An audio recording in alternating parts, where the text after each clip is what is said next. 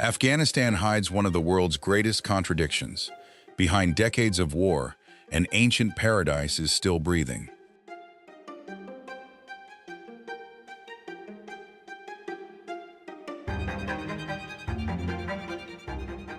Across blue lakes, frozen mountain corridors, cedar forests, and deserts of silence, the landscape shifts with almost impossible force.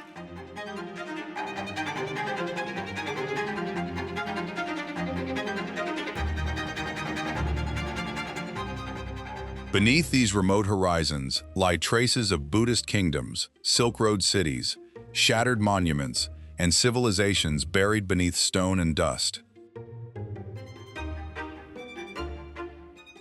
Yet people still raise animals above the clouds, bake bread in isolated valleys, rebuild wounded cities, and guard traditions older than modern borders.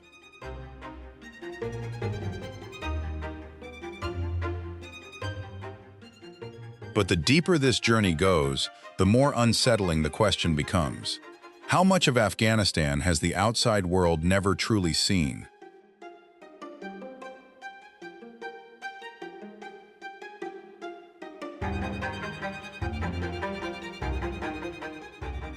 Beyond the headlines begins another country, where beauty, memory, danger, and survival lead us toward the Afghanistan history almost forgot.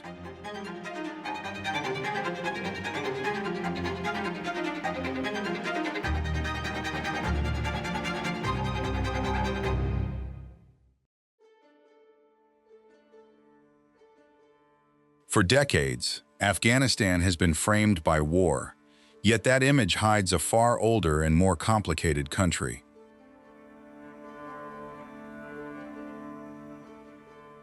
Across the Hindu Kush, blue lakes, high deserts, fertile valleys, and snowbound corridors divide the land into sharply different worlds.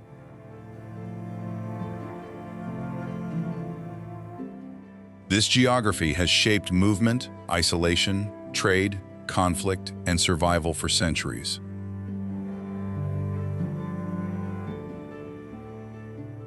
Caravans once crossed these mountains while empires carried Persian, Greek, Buddhist, Islamic, and Central Asian influences through the same passes.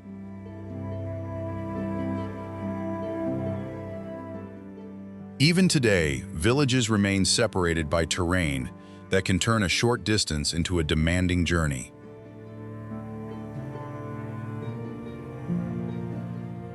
Beyond the headlines, daily life continues in markets, farms, mosques, workshops, high pastures, and crowded city streets.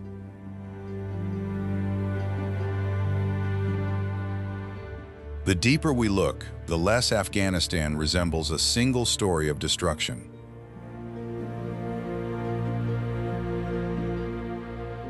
Its first great revelation waits among 6 blue lakes held high inside the central mountains.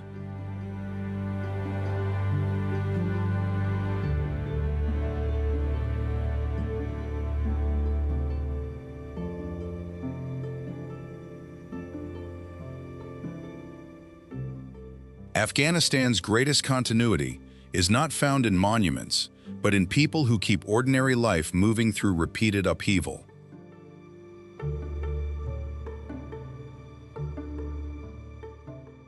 Pashtun, Tajik, Hazara, Uzbek, and other communities give the country a cultural landscape as varied as its geography.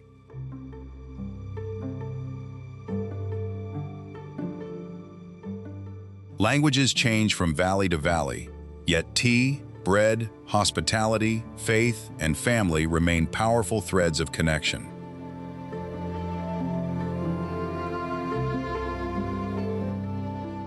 A guest may be welcomed into a modest home with green tea, warm bread, fruit, or whatever the household can offer.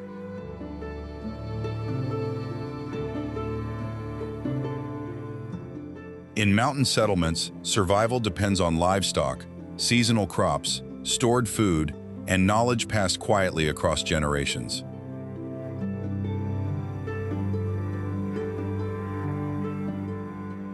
In cities, traders, mechanics, carpet sellers, bakers, metal workers, and students move through streets shaped by both memory and pressure.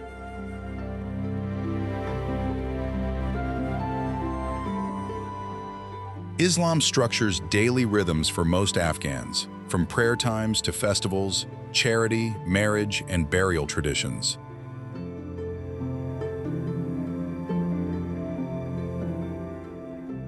Yet regional identities remain vivid in clothing, music, embroidery, architecture, cuisine, and local customs.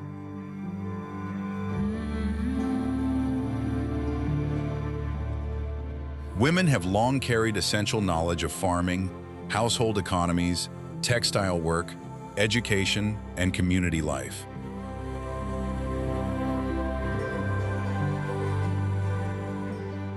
Men often travel for trade, herding, labor, or seasonal work, linking distant settlements through difficult terrain.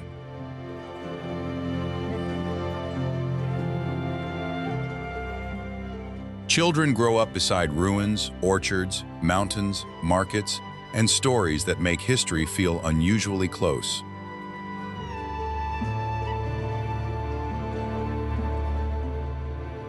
Conflict has altered countless lives, but it has not erased humor, hospitality, craftsmanship, or the desire for normalcy.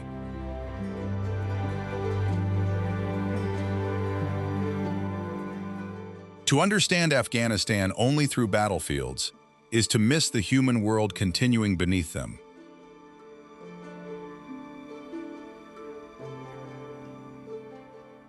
And nowhere does that hidden world appear more suddenly than beside the sapphire waters of Band-e Amir.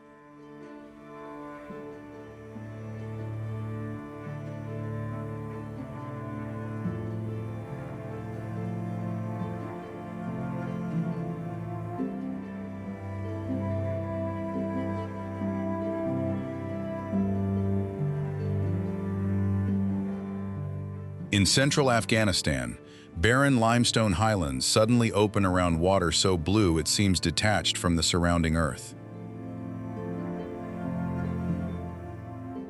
Band-e Amir is a chain of 6 lakes in Bamiyan province, separated by natural travertine barriers formed by mineral-rich water. Their colors shift from cobalt to turquoise as sunlight, depth, and suspended minerals change across the day. Pale cliffs rise above still surfaces where wind can erase a reflection in seconds, then leave the water motionless again. The contrast is severe. Dry stone surrounds one of Afghanistan's most recognizable freshwater landscapes. In 2009, Band-e Amir became the country's first national park, giving formal protection to this highland environment. For nearby communities, the lakes are not merely scenery. They sit within a landscape of grazing, farming, pilgrimage, and seasonal movement. Local traditions also connect the site with Ali ibn Abi Talib, giving the waters a sacred meaning beyond geology. Families gather near the shore, sharing food while children move between stone, dust, and startlingly clear water. From the cliffs above, the 6 basins appear like fragments of sky, placed inside a pale mountain desert. But the same remoteness that protects their stillness also makes life here demanding, through cold winters and limited resources. The lakes reveal how Afghanistan's harshest landscapes can hold unexpected pockets of calm. Their beauty does not erase hardship.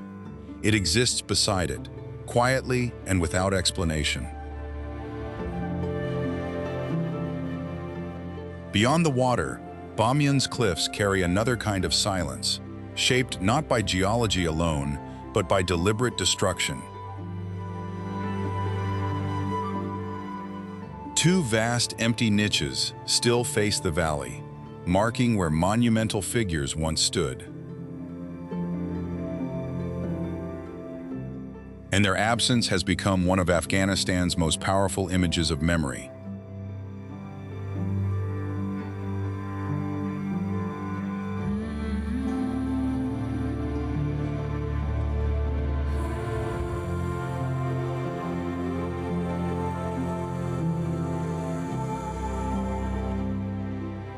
For centuries, two colossal Buddhas looked across Bamiyan Valley from niches carved directly into a sandstone cliff.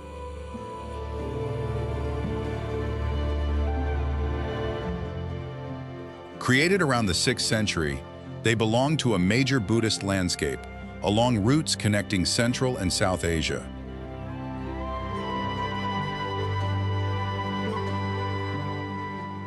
Monasteries, chapels, caves, and painted spaces spread through the cliffs around them, turning the valley into a center of pilgrimage.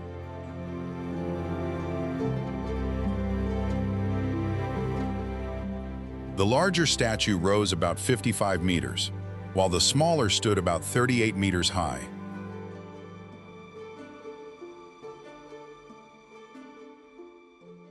Their surfaces once carried mottled details, pigments, and decorative elements that made the figures far more vivid than bare stone.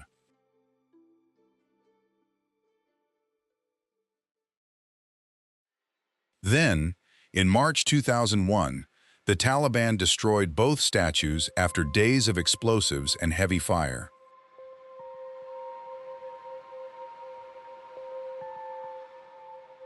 The world saw cultural loss in real time, but the valley was left with something equally powerful: absence.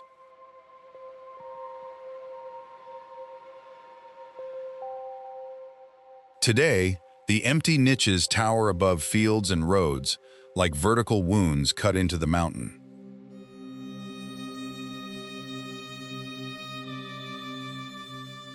Wind crosses spaces once occupied by stone bodies, creating a silence no reconstruction could easily reproduce.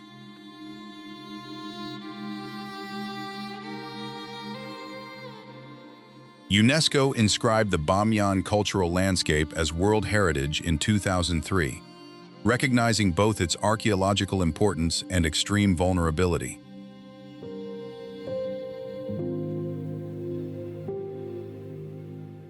Fragments, murals, caves, and surrounding ruins still preserve evidence of Afghanistan's Buddhist past.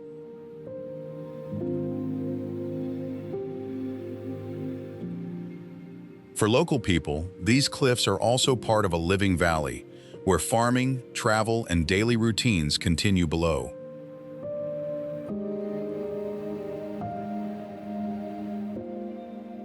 The Buddhas are gone, yet their absence forces a harder question about what survives when monuments disappear.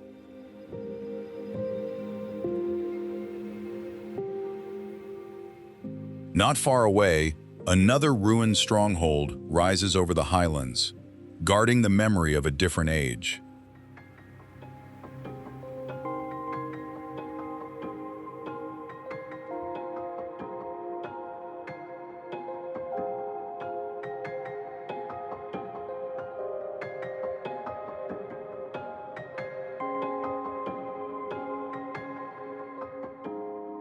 Across the high country near Yakawlang, Chahel Burj emerges as a weathered fortress scattered over a strategic hill.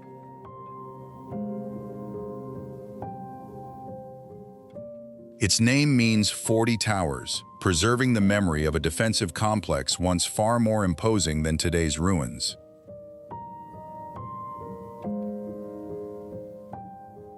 Stone, earth, wind, and erosion have reduced the site, yet fragments of walls still trace its former scale.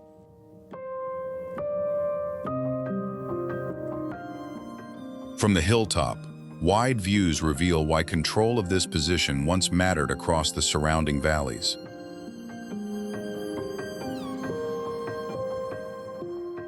The fortress belonged to a landscape where settlements, routes, rival powers, and local communities depended on high ground for protection.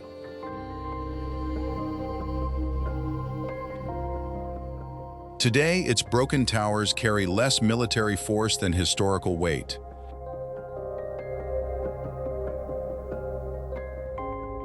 For nearby residents, the site remains connected with regional identity, legend, and the long endurance of Bamiyan's Highlands.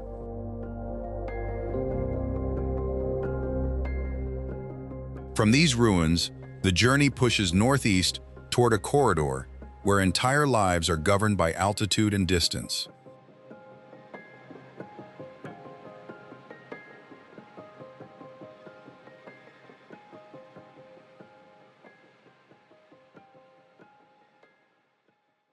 Wakhan is Afghanistan's narrow northeastern corridor, stretching between Tajikistan and Pakistan toward the country's short border with China.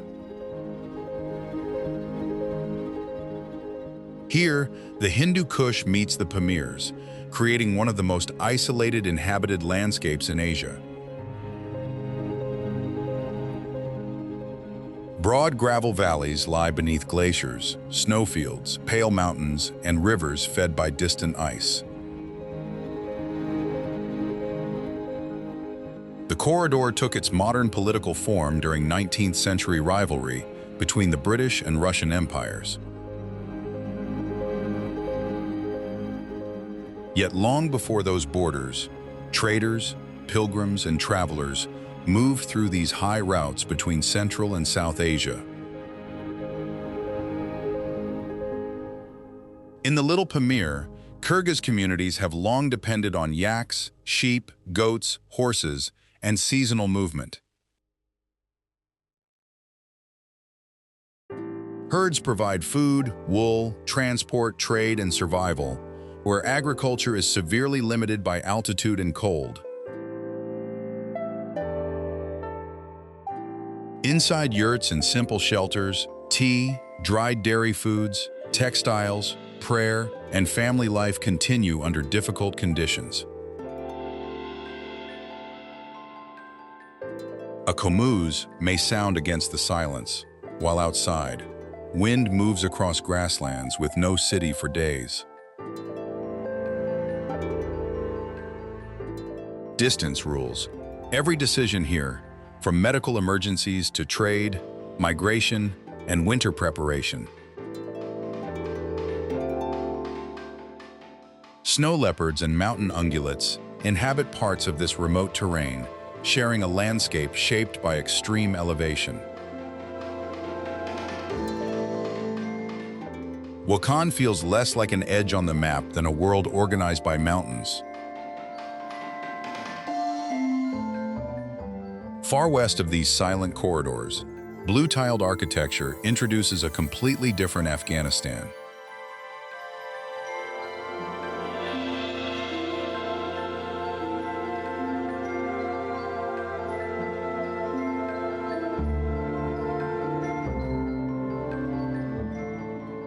Herat Citadel stands above the old city like a massive memory built from earth, brick, conquest, and reconstruction.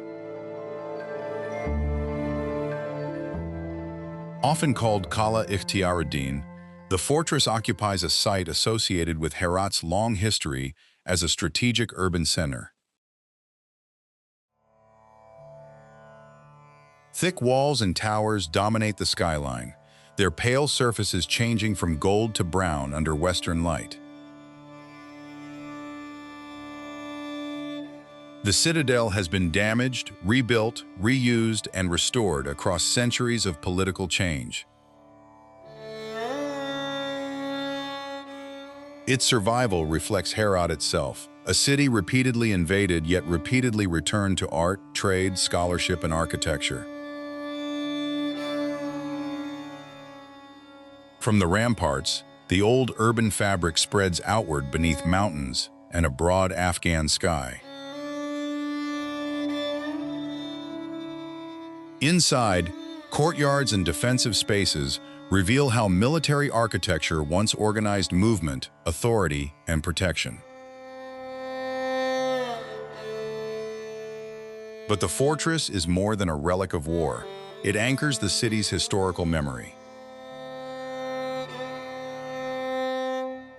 Herat's culture has long been shaped by Persian language, poetry, craftsmanship, tile work, and roots connecting Iran with Central Asia.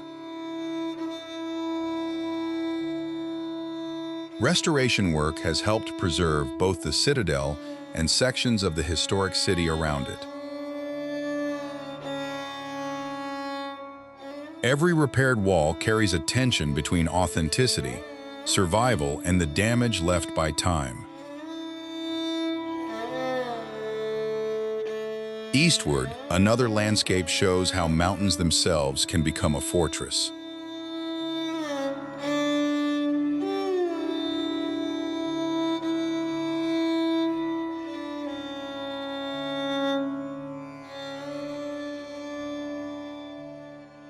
The Pansir River cuts through a narrow valley enclosed by steep walls of the Hindu Kush.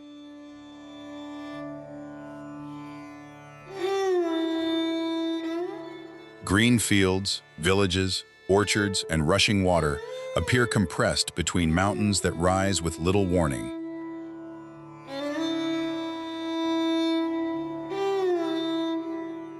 The valley's name is often translated as Five Lions, adding legend to a place already defined by resistance.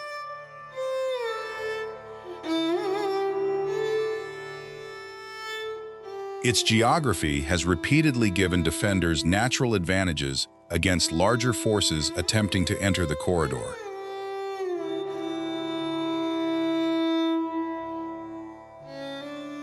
During the Soviet-Afghan War, Pansir became closely associated with Ahmad Shah Massoud and organized resistance.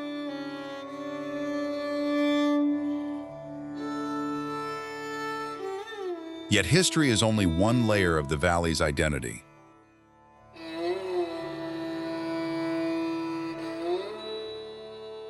Farmers still depend on river water, terraced land, fruit trees, and routes running between settlements.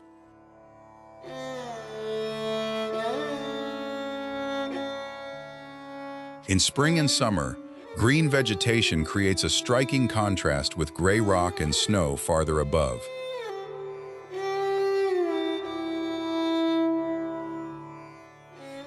Pansir carries both beauty and burden because its strategic landscape has repeatedly drawn conflict into civilian life.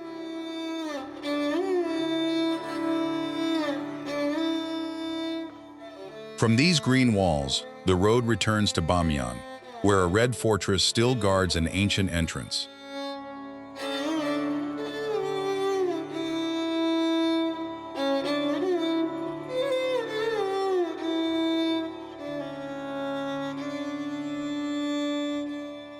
Shahr-e Zohak rises on red cliffs at the eastern gateway of the Bamiyan Valley. Known as the Red City, its fortified ruins once controlled an approach into this historically important highland corridor. Earth-colored towers and broken walls appear almost fused with the cliffs beneath them. UNESCO describes the site as an important fortress protecting Bamiyan during the 12th and 13th centuries. From above, rivers, roads, and valleys reveal the strategic logic that made this position valuable. Erosion now eats steadily into the mud brick remains, making preservation a race against weather as much as history. The fortress no longer commands armies, but its red silhouette still controls the imagination. Beyond its ruined walls, Afghanistan's mountains expand into the great physical force that shapes nearly every part of the country.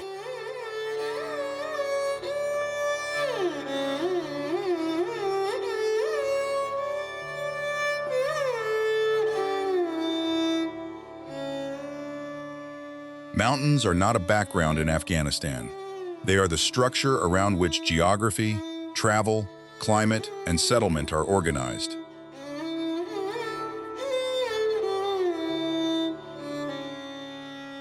The Hindu Kush cuts across the country like a vast stone spine, separating regions and creating countless isolated valleys.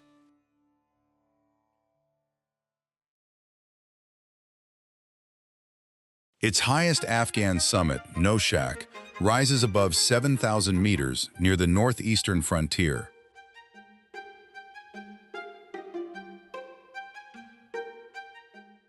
Snowfields feed rivers that descend toward farms, towns, deserts, and distant basins.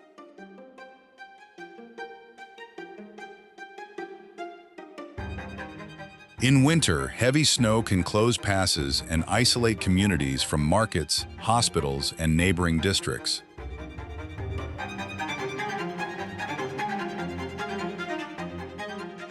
During summer, high pastures become lifelines for herders moving sheep, goats, cattle, and yaks through narrow seasonal windows.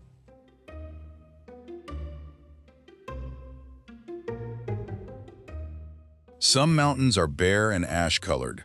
Others carry cedar forests, alpine grass, glaciers, or sharp ridges of broken rock.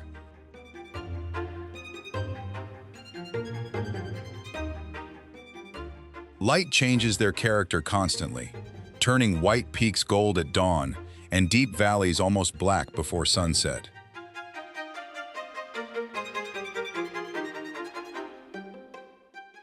For travelers, distance in these mountains is measured not only in kilometers, but in road conditions, altitude, weather, and risk.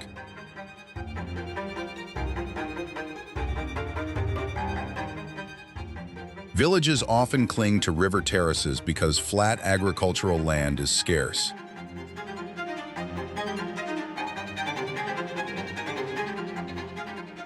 Water channels direct snowmelt toward fields of wheat, barley, potatoes, fruit trees, and small household plots.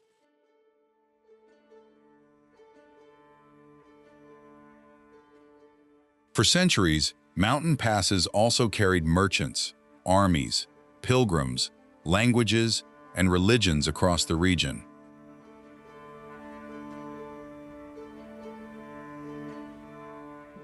This movement made Afghanistan a crossroads, while the terrain simultaneously protected local identities from complete absorption.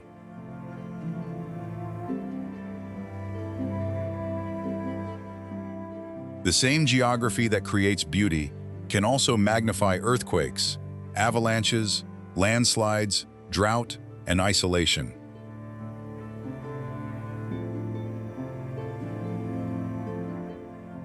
Roads cut across cliffs, tunnels pierce high passes, and vehicles follow routes that remain vulnerable to weather.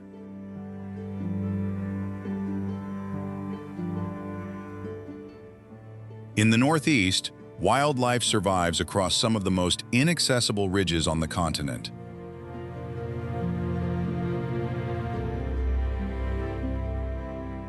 In the center, high plateaus hold villages, lakes, Buddhist ruins, and fortresses separated by enormous empty spaces.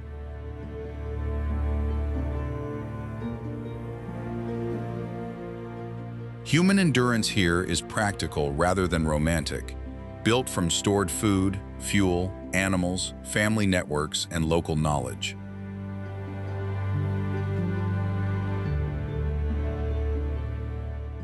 To understand Afghanistan, one must understand how mountains limit choices while also creating refuge, identity, and extraordinary cultural diversity.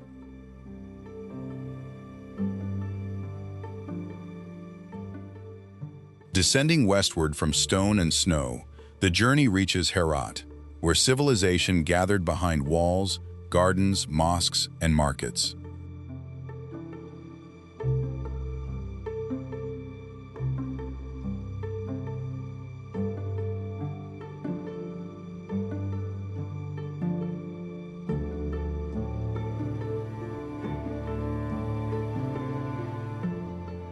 Herat stands near Afghanistan's western frontier, shaped by the Hari River Valley and centuries of Persian cultural influence. Its position made it a major center of trade, learning, art, and political power along historic routes across Asia. Blue tiles, calligraphy, courtyards, minarets, and brickwork reveal a city whose identity extends far beyond military history. Under the Timurids, Herat became especially renowned for scholarship, miniature painting, poetry, and architecture. Carpet markets still turn narrow interiors into fields of red, indigo, geometry, and hand-woven memory. The city has survived invasions and destruction, yet repeatedly returned as a center of craft and urban life. Herat feels quieter than Kabul, but its historical layers are among the deepest in Afghanistan. From this cultured western city, the journey turns south toward Kandahar, where power, faith, and Pashtun identity converge.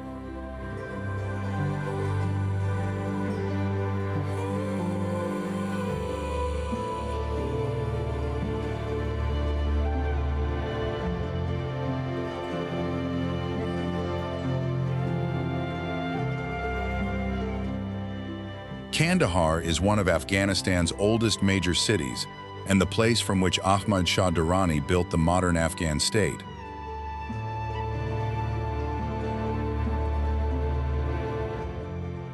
Its markets and surrounding orchards are closely associated with pomegranates, grapes, melons, and the irrigated Arghandab Valley.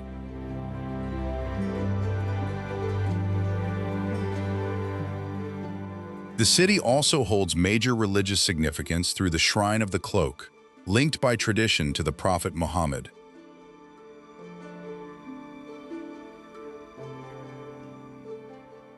Pashtun customs of honor, hospitality, kinship, and local pride remain central to Kandahar's social identity.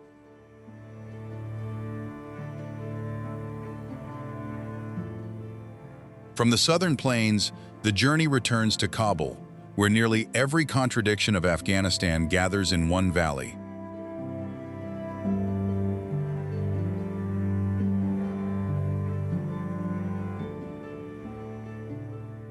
Kabul rises in a high valley beneath bare hills and distant mountains, carrying the pressure of both capital and memory. The Kabul River threads through crowded districts where traffic, dust, shops, mosques, offices, and homes compete for space. Morning begins early as bakers heat ovens, vendors lift shutters, and minibuses fill roads between expanding neighborhoods. The city's history reaches back centuries, but modern Kabul has been repeatedly transformed by war, migration, reconstruction, and population growth. Darul Aman Palace reflects one chapter of 20th century ambition, destruction, and restoration. Bala Hissar recalls older eras when rulers and armies watched the city from fortified high ground. Elsewhere, gardens, markets, shrines, universities, workshops, and residential quarters reveal a city that cannot be reduced to conflict. Poetry remains part of cultural memory, while carpets, embroidery, metalwork, and calligraphy preserve skills passed through generations. The city can feel harsh in dust and traffic, then unexpectedly intimate inside a courtyard over tea. Families navigate rising costs, employment pressures, education, faith, and uncertainty within a capital shaped by national crises. For many Afghans, Kabul has represented opportunity, refuge, danger, government, exile, and return at different moments. Its neighborhoods hold people from many regions, making the capital a compressed map of Afghanistan's diversity. Yet the city also carries visible scars, from damaged buildings to personal memories that rarely appear in architecture. Kabul's deepest story is therefore not survival alone, but the repeated attempt to create ordinary life under extraordinary pressure. Above this restless city, another Afghanistan waits in the quieter highlands of Bamiyan. There, broad valleys and cultivated fields stretch beneath cliffs that have witnessed civilizations come and disappear.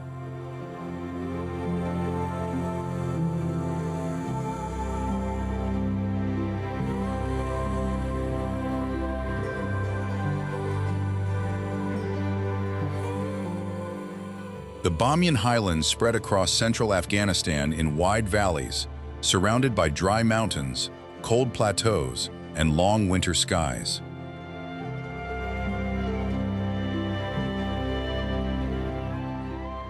Here, elevation shapes agriculture, architecture, transport, and the rhythm of every season.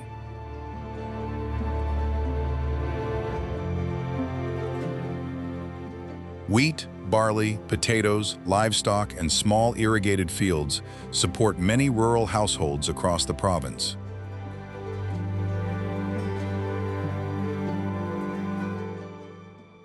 Hazara communities form a major part of Bamiyan's cultural identity, carrying distinct histories, traditions, and memories of hardship.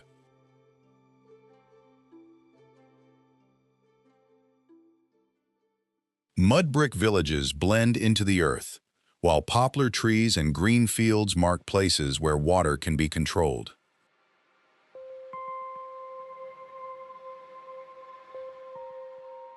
Winter may isolate communities beneath snow, making stored food, fuel, animals, and road access especially important.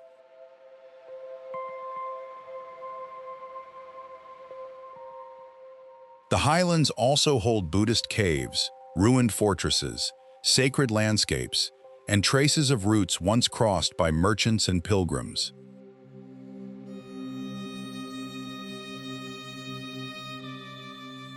Bamiyan's power comes from this overlap of ordinary rural life with unusually deep historical time.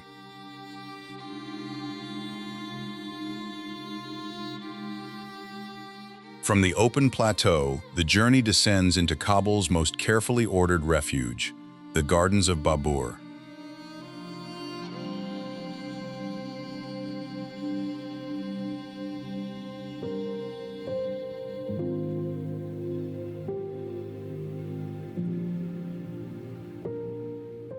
On a hillside above Kabul, the Gardens of Babur arrange water, trees, terraces, and stone into deliberate calm.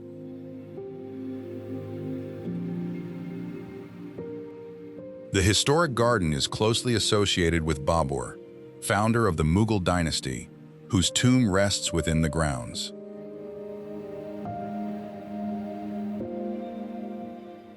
Restoration revived water channels, terraces, planting, and architectural elements after decades of damage and neglect.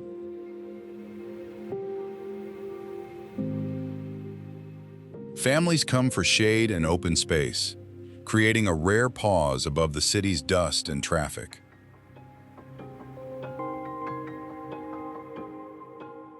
That calm gives way below to another kind of urban energy, carried by ovens, spices, voices, and crowded food stalls.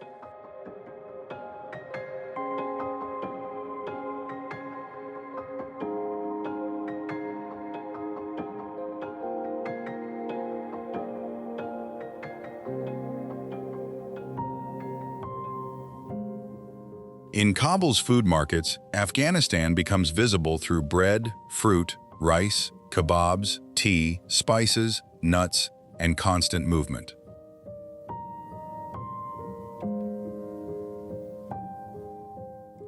Bakers press dough against hot tandoor walls, while the smell of fresh naan drifts into narrow streets.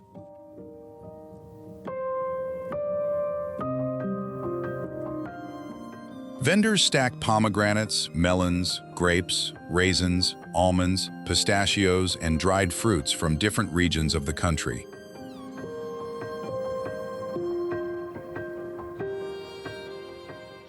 Steam rises from pots, skewers darken over charcoal, and tea glasses move quickly between customers and shopkeepers.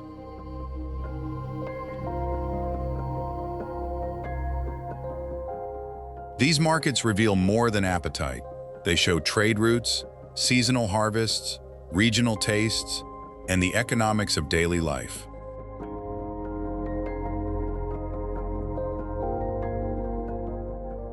From Kabul's crowded stalls, the journey returns to the high country, where Yakawlang opens beneath enormous skies.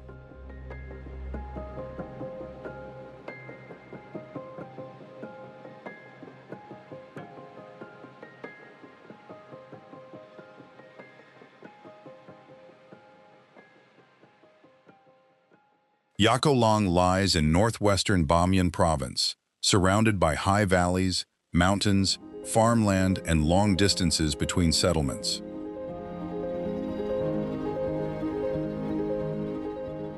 The landscape appears spacious, but daily life depends on narrow agricultural seasons and difficult connections to larger towns.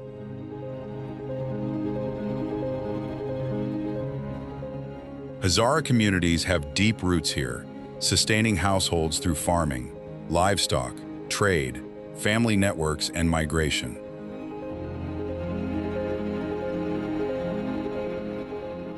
Potatoes, wheat, barley, animals, and local markets tie survival closely to land and weather.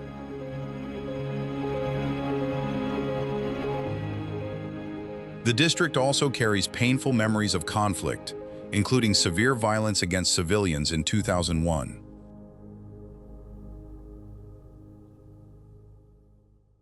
Yet fields are still cultivated, homes rebuilt, children raised, and roads traveled across the same high valleys.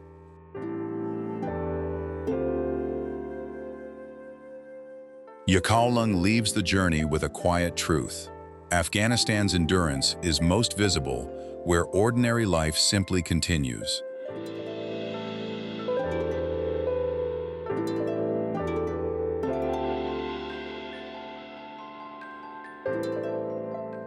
High in Afghanistan's northeastern mountains, the snow leopard moves through terrain where humans rarely remain for long.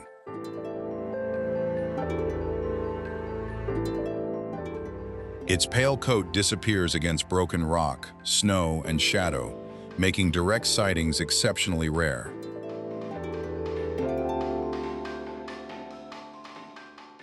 Camera traps have confirmed the species in the Hindu Kush and Wakhan landscapes, where rugged terrain offers important habitat.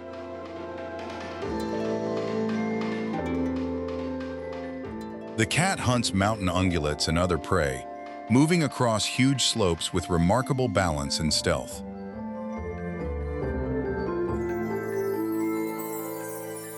For pastoral communities, livestock losses can create conflict, linking wildlife survival directly to human economics.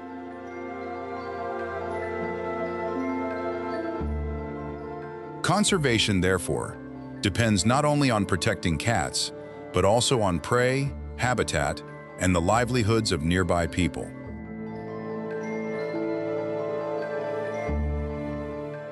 The snow leopard embodies Afghanistan's hidden wilderness, present, vulnerable, and almost invisible among the mountains.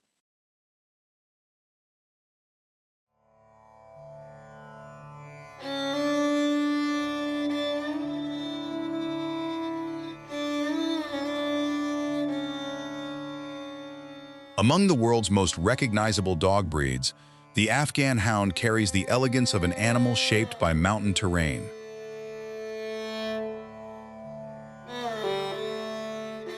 Its long coat helped protect against cold conditions, while speed and agility made it useful in hunting.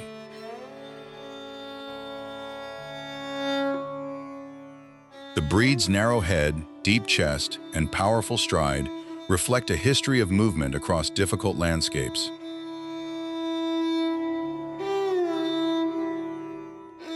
Though now seen internationally in dog shows, its name still carries a direct association with Afghanistan.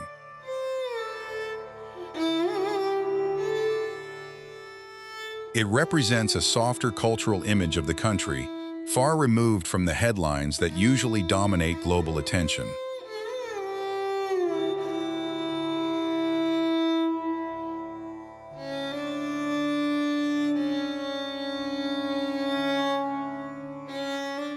Brown bears survive in parts of the greater mountain systems surrounding Afghanistan, sharing high landscapes with other large carnivores.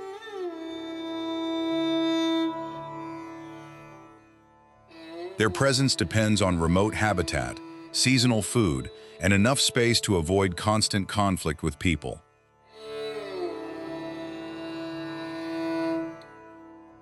Like the snow leopard, the bear reveals how Afghanistan's mountains shelter wildlife that most viewers never associate with the country.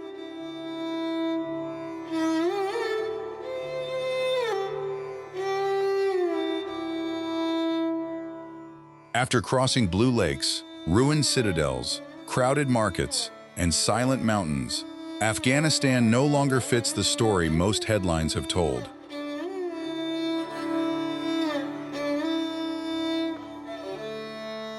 Its landscapes carry the traces of empires, faiths, migrations, and conflicts, yet ordinary life continues between those layers.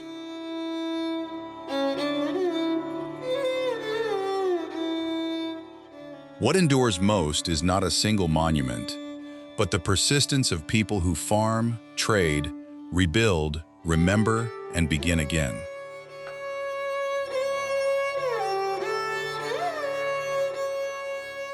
From Bamiyan's empty niches to Wakhan's distant pastures, beauty here exists beside loss without ever canceling it.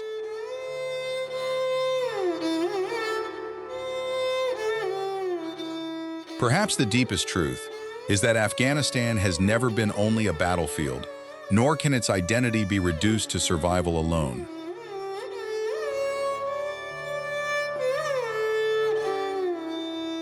Beneath the noise of history, another Afghanistan remains, older, quieter, and still alive in stone, water, memory, and human endurance.